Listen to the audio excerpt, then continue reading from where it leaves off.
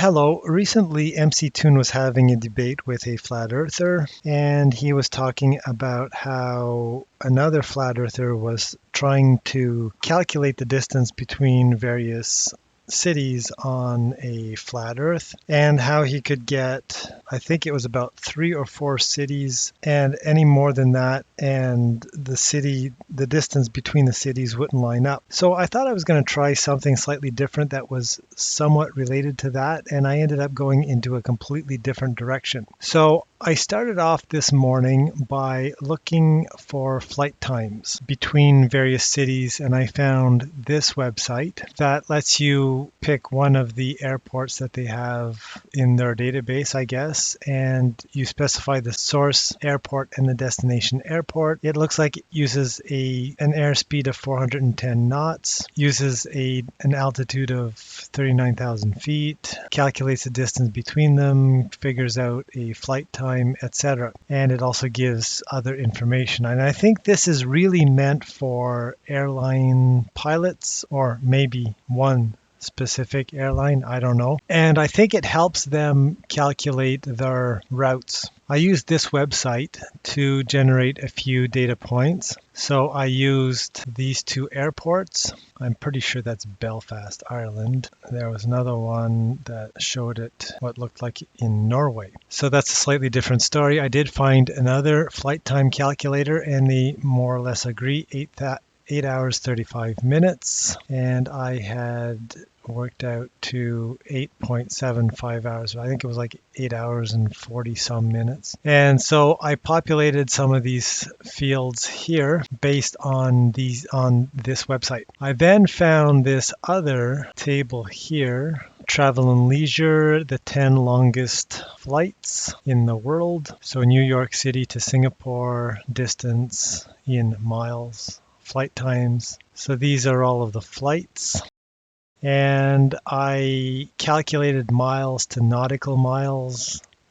And I also have another one that calculates hours and minutes into hours and fractions of an hour. And so I created a number of sample flights, distance in nautical miles, and the time in flight. I converted nautical miles into kilometers, and the ground speed is going to be kilometers divided by hours to give me kilometers per hour. So now I have what appears to be flight times and distance and kilometers per hour relative to the ground. I took the average of the flight speed relative to the ground, averaged them out, and I got an average of 800 kilometers per hour. I took these flights and copied them to another spreadsheet here. I found a spreadsheet online that has the latitude and longitude for any given city, and there's 40,000 cities in this spreadsheet. I only selected the cities that had any match. So for example, I was looking for Belfast, and it turns out there's a Belfast in Maine, and there's also another Belfast in Ireland. So here are all the lat and longs for that given city, and in some cases like San Francisco, it was duplicated.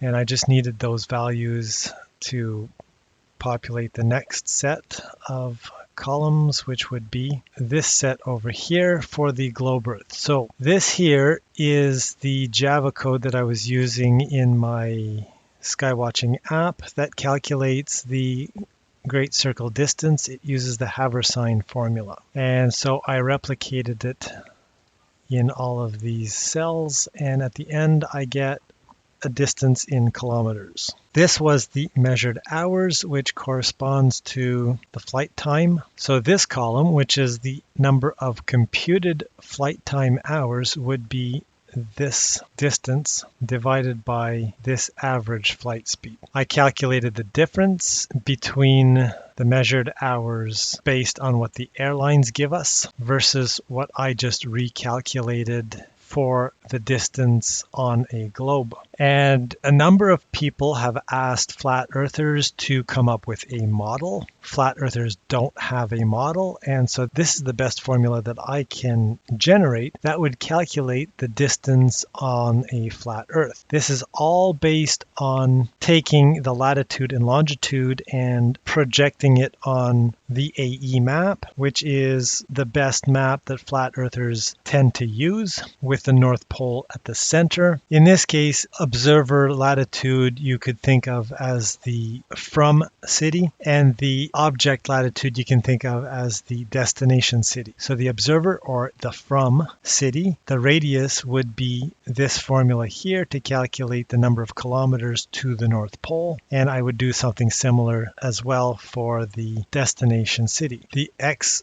observer point, or the source observer point, is the from city radius times the cosine of the observer's longitude, or the from longitude, and the same thing with the y. The y would be the sine instead of the cosine, and the destination city is similar. It's the cosine of the destination city times the radius of the destination city to the North Pole. Then I calculate the x delta, which is going to be the destination x minus the from x, and the y delta is the destination y minus the from y. Then I use this formula here to calculate the hypotenuse of an xy right angle triangle, and that gives me the value in kilometers. So this would be the calculation for a flat earth. So here I calculate the from, the to radius, then these two are the xy for the from city, these two are the xy for the to city. I calculate the x delta, the y delta, the distance, and in a similar way I calculate the hours based on the flat earth calculated distance measured by the flight time. And once again, I take the computed hours and I subtract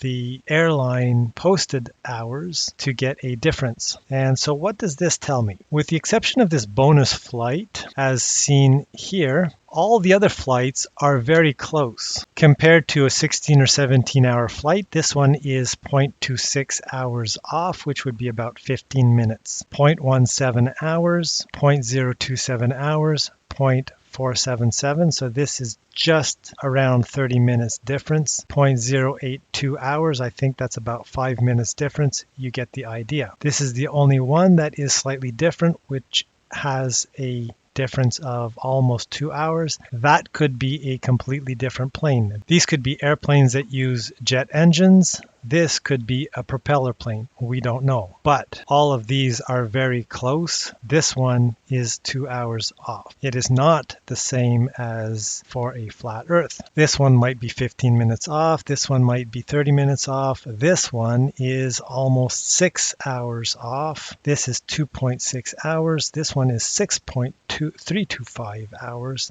This one is 4. This one is 4. This one is 5.457 hours off.